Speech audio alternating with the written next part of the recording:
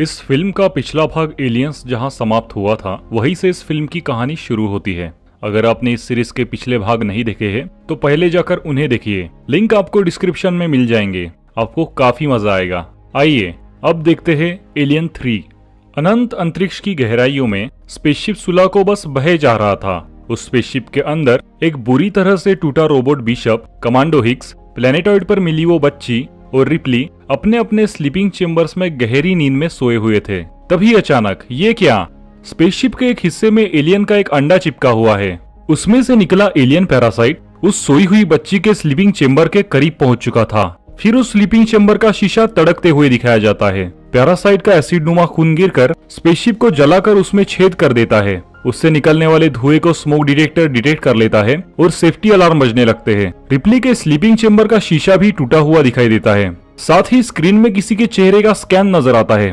उस चेहरे को एलियन पैरासाइट ने जकड़ रखा था। इसी बीच स्पेसशिप में आग लग जाती है। स्पेसशिप में आग लगते ही स्पेसशिप का सिक्योरिटी सिस्टम एक्टिवेट हो जाता है और स्लीपिंग चेम्बर में सो रहे पैसेंजर्स की सुरक्षा हेतु सारे स्लीपिंग चेम्बर्स को एक स्पेस शटल में लोड कर देता है और फिर वो शटल स्पेसशिप से अलग हो जाता है। अलग होते ही शटल पास के ही ग्रह फ्यूरी 161 के गुरुत्वाकर्षण से उस ग्रह की ओर खींचता चला जाता है। उस ग्रह पे वेलैंड यूटानी कॉर्पोरेशन की खनिज पदार्थों की रिफाइनरी थी और था एक सुधार गृह जहां 25 खूंखार अपराधियों को रखा गया था। शटल बादलों को चीरते हुए उस ग्रह के समंदर में जा गिरता है। इस घटना के कुछ दिनों बाद जब डॉक्टर क्लेमेंस समंदर किनारे अकेले टहल रहा होता है तो उसे किनारे से थोड़ी ही दूर समंदर में शटल धंसा हुआ दिखाई देता है और फिर उसे दिखाई देती है किनारे पे तैरती हुई एक बॉडी।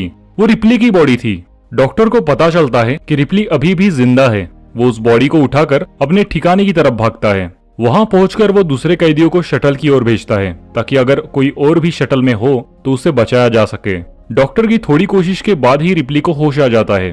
दूसरे कैदी शटल को एक सांड द्वारा खींचकर एक सुधार गृह में ले आते हैं। सुधार गृह का वार्डन वेलैंड यूटानी कॉर्पोरेशन के हेडक्वार्टर्स को शटल और रिप्ली के बारे में सूचित कर देता है। उधर सुधार गृह के अस्पताल में रिप्ली का इलाज शुरू हो चुका था। सुधार गृह में उन 25 दुर्दांत कैदियों को संभालने के लिए सिर्फ वार्डन, उसका असिस्टेंट और डॉक्टर ही थे।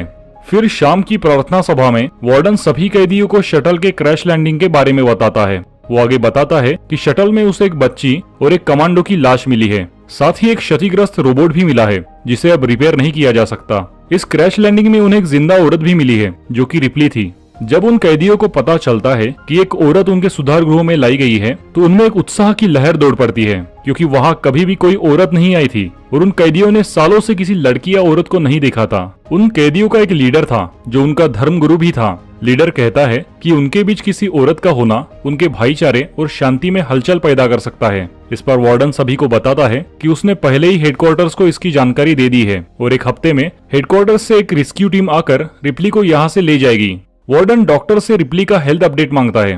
डॉक्टर बताता है कि रिप्ली की हालत अब पहले से काफी बेहतर है, लेकिन फिलहाल वो बेहोश है। फिर वार्डन डॉक्टर को सख्त हिदायत देता है कि जब तक की रेस्क्यू टीम न आ जाए तब तक रिप्ली अस्पताल के बाहर कैदियों के सामने न आने पाए। इसी में सभी की भलाई है और अगर मजबूरी में उसे आना पड़े तो हर समय डॉक्टर या असिस्टेंट में से कोई उसके साथ होना चाहिए। उधर कुछ देर बाद रिप्ली को होश आ जाता है। डॉक्टर उसे बताता है कि उसका शटल उनके ग्रह पे क्रैश हो गया था। वो उसे और उसके बाकी साथी और बच्ची की मौत की खबर भी देता है। रिप्ली उससे अपना शटल देखने की प्रबल इच्छा जाहिर करती है। डॉक्टर उसे उसके शटल तक ले जाता है। रिप्ली जब शटल का निरीक्षण कर रही होती है तो अचानक उसे बच्ची के स्लीपिंग चेम्बर में एसिड से जलकर बना हुआ एक छेद दिखाई पड़ता है। वो तुरंत समझ जाती है कि एलियन उस शटल में मौजूद था।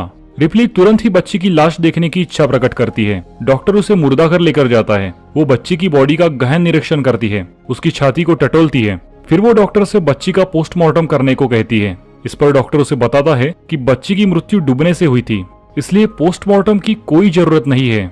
रिप्ली के बार बार आग्रह करने पर डॉक्टर फाइनली बच्ची की बॉडी का पोस्टमार्टम करता है। डॉक्टर बच्ची की बॉडी के अंदर देखकर रिप्ली को बताता है कि सब कुछ सामान्य है। फिर डॉक्टर रिप्ली से सब सच सच बताने को कहता है कि वो बच्ची की डेड बॉडी में क्या ढूंढ रही थी। रिप्ली कुछ कह पाती उससे पहले ही वहाँ वार्डन अपने असिस्टेंट के साथ आ धमकता है। वार्डन इस बात पे नाराज होता है कि बिना उसकी परमिशन के डॉक्टर ने पोस्टमार्टम क्यों किया।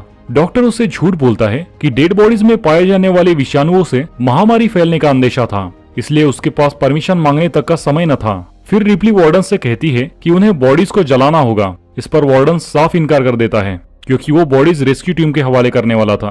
रिप्ली और डॉक्टर वार्डन को बताते हैं कि अभी भी बॉडीज में पूरे सुधार गृह में संक्रमण फैलने का खतरा बना हुआ है, तो बेहतर होगा कि बॉडीज को जला दिया जाए।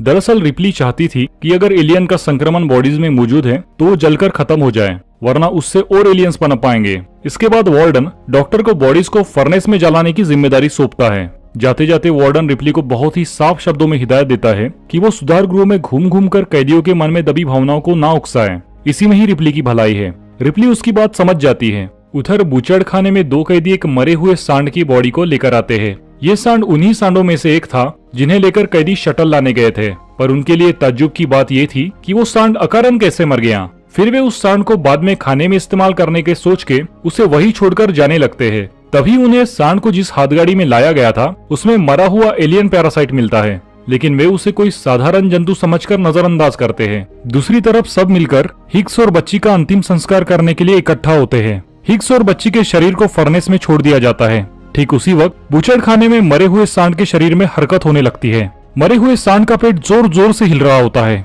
तभी सांड का पेट पूरी तरह से फट पड़ता है और उसमें से निकलता है छोटा सा भयावह एलियन। क्योंकि वो एलियन इस बार एक सांड के शरीर से निकला था, इसलिए उसमें जानवरों के गुण थे और वो 4 पैरों पे चलता था। फिर वो एलियन सरपट बूचड़ खाने से भाग निकलता है। कुछ देर बाद सुधार गृह के कैंटीन में दो कैदी लीडर से गोलिक नामक कैदी की शिकायत करते हैं कि उसे उनसे अलग रखा जाए, क्योंकि वो पूरी तरह से अपना दिमागी संतुलन खो चुका है और बाकी सबके लिए खतरनाक बन चुका है। लीडर उनकी बातों को नजरअंदाज करते हुए गोलिक को साथ में भाई समान रखने की हिदायत देता है। क्योंकि वहाँ जुओं की समस्या थी, इसलिए रिप्ली के भी बाल छोटे काट दिए गए थे। रिप्ली अपना ज्यादातर समय डॉक्टर के साथ ही गुजारती थी। डॉक्टर को भी उस बेरंग ग्रह पर रिप्ली का साथ अच्छा लगता था। अगले सीन में एक कैदी एयर शाफ्ट के वेंट की सफाई कर रहा होता है। तभी उसका पैर एलियन की केंचुली पर पड़ता है। जब वो नीचे उस ओपनिंग में झुककर देखता है, तभी वहाँ छुपकर बैठा एलियन उस पर मुंह से एसिड फेंक देता है, जिससे वो अंधा हो जाता है और दर्द से बिलबिलाता हुआ वहाँ लगे बड़े से पंखे में गिरकर कट जाता है। दूसरी तरफ अस्पताल में डॉक्टर और रिप्ली शारीरिक रूप से एक दूसरे के नजदीक आ चुके थे। तभी डॉक्टर को मैसेज मिलता है कि तुरंत एयर शाफ्ट पहुंचे, क्योंकि वहां एक कैदी पंखे से कटकर मर गया है। डॉक्टर वहां पहुंचकर एसिड से वेंट के एक हिस्से को जला हुआ पाता है। उधर रिप्ली चुपके से शटल से फ्लाइट रिकॉर्डर निकालकर उसमें से जानकारी निकालने की कोशिश कर रही होती है।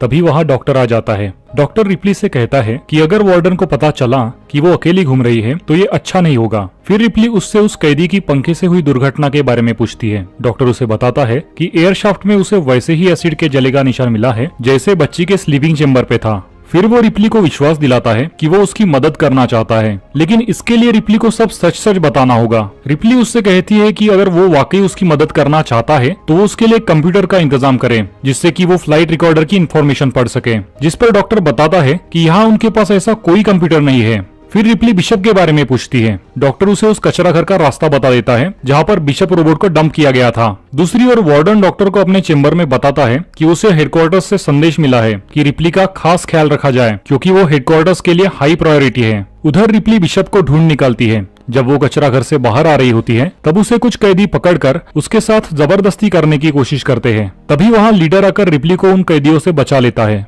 दूसरी ओर उसी एयर शाफ्ट में पागल कैदी गोलिक और दो अन्य कैदी उस मरे हुए कैदी के लिए मोमबत्ती जलाकर श्रद्धांजलि दे रहे होते हैं। तभी एलियन आकर एक कैदी को अपना शिकार बना लेता है। ये देख गोलिक और दूसरा कैदी वहाँ से भाग जाते हैं, लेकिन एलियन दूसरे कैदी को भी अपना शिकार बना लेता है। खून की फुहार उचट के गोलिक को नहला देती है। गोलिक वहाँ से तुरंत भाग जाता है। अपनी जान बचाने के बाद गोलिक कैंटीन में पागलों की भांति खाना खा रहा होता है। तभी कैदियों की नजर खून में सने गोलिक पर पड़ती है। उन्हें लगता है कि कहीं पागलपन में गोलिक ने किसी को कुछ कर ना दिया हो, और सब कैदी गोलिक को वही धर दबोचते हैं। उधर अस्पताल में रिप्ली बिशप को एक्टिवेट कर लेती है। होश में आने पर रिप्ली बिशप से फ्लाइट रिकॉर्डर का डेटा पढ़ने बोलती है। बिशप रिप्ली को डेटा पढ़कर सुनाता है कि सुलैको स्पेसशिप में आग इलेक्ट्रिकल कारणों से लगी थी। किसी कारण से कुछ बिजली के तार पिघल गए थे।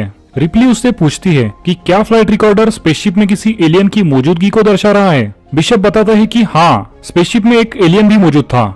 बिशप ये भी बताता है कि वेलैंड यूटानी कॉर्पोरेशन को स्पेसशिप में घटित हर घटना की जानकारी कंप्यूटर के माध्यम से मिल रही थी। इसके बाद बिशप रिप्ली से कहता है कि उसे काफी चोट पहुंची है और वो अब कभी भी पहले की तरह नहीं हो सकता। बेहतर है कि वो डीएक्टिवेट ही हो जाए। फिर रिप्ली उसे डीएक्टिवेट कर देती है। तभी लीडर गोली के हाथ बांधकर उसे अस्पताल लेकर पहुंचता है। गोली कह रहा था कि उसने अपने दो कैदी साथियों को टनल में नहीं मारा, पर वार्डन को गोलिक की बातों पे यकीन नहीं हो रहा था। उसका मानना था कि गोलिक ने ही उन कैदियों की टनल में हत्या कर दी, क्योंकि उन्होंने लीडर से गोलिक की शिकायत की थी। तभी उनके बीच रिप्ली आ जाती है, जो उनकी सारी बात वही पर्दे के पीछे से सुन रही थी। रिप्ली कहती है कि गोलिक सच कह रहा है। फिर रिप्ली वार्डन से अकेले में बात करने उसके चेम्बर में जाती है। रिप्ली उसे एलियन के बारे में सब कुछ बता देती है, लेकिन वार्डन उसकी बातों को गंभीरता से नहीं लेता। रिप्ली उससे पूछती है कि उनके पास कौन कौन से हथियार है। वार्डन बताता है कि कई कैदियों के हाथ में गलती से कोई खतरनाक हथियार न पड़ जाए, इसलिए वहाँ पर एक भी हथियार नहीं है। इस पर रिप्ली कहती है कि तब तो उन्हें कोई नहीं बचा सकता। इसके बाद वार्डन उसे वापिस अस्पताल भेज देता है। अस्पताल में रिप्ली डॉक्टर को बताती है कि यहाँ उसकी तबीयत दिन ब दिन खराब हो रही है। डॉक्टर रिप्ली को दवाई का इंजेक्शन दे ही रहा होता है कि तभी वहाँ एलियन आ जाता है। एलियन अपने जबड़े के एक हल्के से वार से ही डॉक्टर की खोपड़ी खोल देता है। फिर वो रिप्ली की तरफ बढ़ता है। रिप्ली और उसकी मौत के बीच अब बस 1 इंच का फासला रह गया था, लेकिन एलियन रिप्ली को सूंघता है और तुरंत ही वहाँ से पलटकर डॉक्टर की लाश को अपने साथ खींचते हुए ले जाता है। ऊपर से गिरते डॉक्टर के खून को देखकर गोलिक एलियन से काफी ज्यादा आकर्षित हो जाता है। उधर कैंटीन में वार्डन सभी को बता रहा होता है कि गोलिक ने ही उन 2 कैदियों को मारा था। तभी वहाँ बौखलाई हुई रिप्ली पहुँचती है। वो बताती है कि एलियन ने डॉक्टर को मार डाला है, पर वार्डन रिप्ली की बात पर बिल्कुल भी यकीन नहीं करता है और उल्टा उसी पे चिल्लाने लगता है। तभी ऊपर से एलियन आकर वार्डन को खींच के ले जाता है। सारे कैदी वार्डन की मौत को देखकर सख्ते में आ गए थे। फिर रिप्ली सभी कैदियों के साथ मिलकर एलियन को एक विशाल डंपयार्ड में बंद करने की योजना बनाती है। योजना के अनुसार वे लोग पूरे टनल में ज्वलनशील पदार्थ लगा देते हैं, ताकि आग लगाकर एलियन को एक ओर से लाते हुए डंपयार्ड में बंद कर सके। लेकिन तभी एक कैदी पर एलियन झपट पड़ता है और उसके पास जो माइनिंग फ्लेयर थी वो ज्वलनशील पदार्थ पे गिरकर एक भयानक धमाका कर देती है और पूरे टनल में चारों ओर आग फैल जाती है। कई कैदी इसमें मारे जाते हैं। तभी एलियन फिर से एक कैदी के सामने आ जाता है। वो कैदी भागते हुए डंपयार्ड में घुस जाता है। एलियन भी उसके पीछे पीछे डंपयार्ड में घुस जाता है। ठीक उसी वक्त रिप्ली आकर डंपयार्ड का दरवाजा बंद कर देती है। एलियन अंदर बंद हो जाता है। उस कैदी की जान की कुर्बानी व्यर्थ नहीं जाती है। सब सुकून भरी सांस लेते हैं। उधर अस्पताल में गोलिक उस पर पहरा दे रहे कैदी से जान लेता है कि उन्होंने एलियन को कहाँ बंद करके रखा हुआ है। फिर वो उसे फुसलाकर अपने हाथ खुलवा लेता है। उसके बाद वो उसे बेहोश कर अस्पताल से चंपत हो जाता है। इसके बाद गोलिक डंपयार्ड पहुंच जाता है और बाहर पहरा दे रहे कैदी का गला रेत कर डंपयार्ड का दरवाजा खोल देता है। फिर जैसे ही वो अंदर प्रवेश करता है वैसे ही एलियन उसकी खोपड़ी को चबा जाता है और डंपयार्ड से सरपट भाग जाता है। उधर रिप्ली लीडर के साथ मिलकर उस एलियन को मारने की योजना बना रही थी कि तभी एक कैदी आकर बताता है कि एलियन डंपयार्ड से आजाद हो गया है। डंपयार्ड पहुंचने पर उन्हें पता चलता है कि ये सारा किया धारा गोलिक का था। अचानक ही रिप्ली की तबीयत बिगड़ने लगती है। वो वहाँ से तुरंत गायब हो जाती है और शटल में अपने स्लीपिंग चेम्बर में पहुंच जाती है। असिस्टेंट भी उसे ढूंढता हुआ वहाँ पहुंच जाता है। फिर वो रिप्ली को स्कैन करने में उसकी मदद करता है। स्कैन से पता चलता है कि रिप्ली के अंदर एक एलियन क्वीन पल रही है, जो हजारों एलियंस को जन्म देने में सक्षम थी। इसी कारण अस्पताल में उस एलियन ने रिप्ली की जान बख्श दी थी। रिप्ली को गहरा सदमा लगता है। दरअसल स्पेसशिप में रिप्ली ही एलियन पैरासाइट द्वारा संक्रमित हो गई थी और जल्द ही उसकी छाती फाड़कर एलियन क्वीन बाहर आने वाली थी। यानी रिप्ली की मौत तो अब निश्चित थी। इसके बाद एक बार फिर वे सब मिलकर एलियन को पकड़कर खोलते हुए लीड में डुबोकर मारने की योजना बनाते हैं। वे लोग एलियन को अपने पीछे दौड़ा दौड़ा कर एक ऐसी जगह ले आते हैं जहां लीडर और एलियन एक दूसरे के आमने सामने होते हैं। लीडर एलियन को उसी जगह रोकने के लिए अपने प्राणों की आहुति देने की ठान लेता है। एलियन लीडर पर झपट पड़ता है। ठीक उसी पल खोलता हुआ टनों लीड एलियन के ऊपर उड़ेल दिया जाता है। एलियन उस गर्म लीड में डूब चुका था, लेकिन तभी एलियन लपलपाता हुआ उस खोलते हुए लीड के टैंक से बाहर निकलता है और फिर वो रिप्ली को अपना शिकार बनाने उसके पीछे पीछे ऊपर चढ़ने लगता है। तभी रिप्ली का साथी कैदी रिप्ली को एलियन के ठीक ऊपर लगे पानी के स्प्रिंकल्स चालू करने के लिए कहता है। रिप्ली स्प्रिंकल्स चालू करती है और एलियन पानी में भीग जाता है। खोलते लीड से निकलने के कारण एलियन का तापमान बहुत ज्यादा था।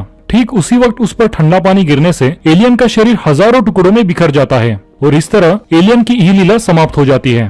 तभी रेस्क्यू टीम भी वहां पहुंच जाती है। रिप्ली उनके प्रमुख को देखकर चौंक जाती है। वो बिल्कुल बिशप जैसा दिखता था। वो बताता है कि वो एक मानव है और उसी ने ही बिशप को डिजाइन किया था। वो रिप्ली को अपने अंदर पल रहे एलियन क्वीन को उसके हवाले करने के लिए कहता है। रिप्ली नहीं मानती है तो वो जबरदस्ती उस तक पहुंचने की कोशिश करता है। ये देख असिस्टेंट उसके सर पर एक तेज प्रहार कर उसे मारने की कोशिश करता है और बदले में उसके आदमियों की गोलियों का शिकार हो जाता है। रिप्ली किसी भी कीमत पर एलियन क्वीन को रेस्क्यू टीम के हाथों में नहीं पड़ने देना चाहती थी, क्योंकि फिर वे लोग एलियन क्वीन को पृथ्वी पर ले जाते। रिप्ली इस सृष्टि को एलियन के प्रकोप से बचाने के लिए एलियन क्वीन को अपने शरीर में लिए खोलते हुए लीड में कूदकर अपने प्राणों की आहुति दे देती है। इस घटना के बाद वेलैंड यूटानी कॉर्पोरेशन ग्रह फ्यूरी 161 में अपने सुधार गृह को हमेशा के लिए बंद कर देता है और वहां मौजूद सभी रिफाइनिंग मशीनरी को स्क्रैप के रूप में बेचने का निर्णय लेती है। और इस प्रकार से ये फिल्म यही समाप्त हो जाती है।